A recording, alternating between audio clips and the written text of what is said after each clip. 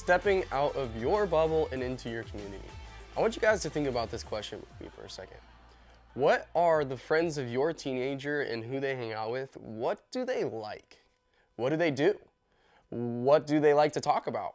And when all of your teens and their friends are hanging out together, what do they do for fun? Or what do they even think about God?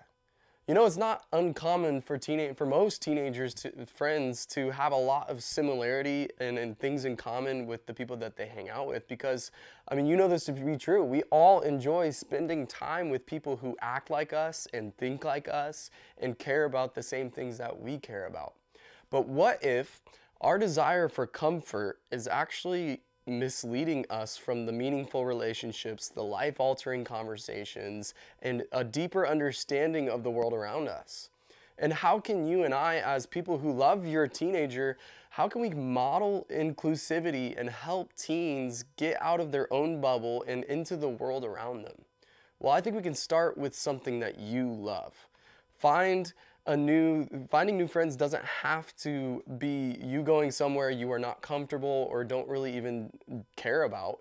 It can start with a hobby that you already love, something that you are already engaging with, and just do that with people in the world and in your community. Maybe start by joining an art class or pick up pickleball. It's kind of crazy right now. Or invite all of your nerd friends together and watch Lord of the Rings and have a host party. There are so many things that you can be doing to expand your circle and expand your relationship to begin to model that for your teen. And the second thing is you can go somewhere new. Of course, it's going to be hard to find new voices or perspectives when you're continuing to do the same routine that you've always followed. So go into the community, go to a community event, or say yes to going to coffee with that person that you've been putting off with for several weeks. Volunteer to help out at a nonprofit that you care about. The point is to be purposeful about being somewhere new. And you can also be intentionally interested. When you meet someone new, make it your goal to really get to know them. Invite them to your home or to a movie or out to dinner with you and be curious about their life. Ask them questions about who they are. All with this simple goal of knowing their story or even hearing life from their perspective. And you can also just be a learner.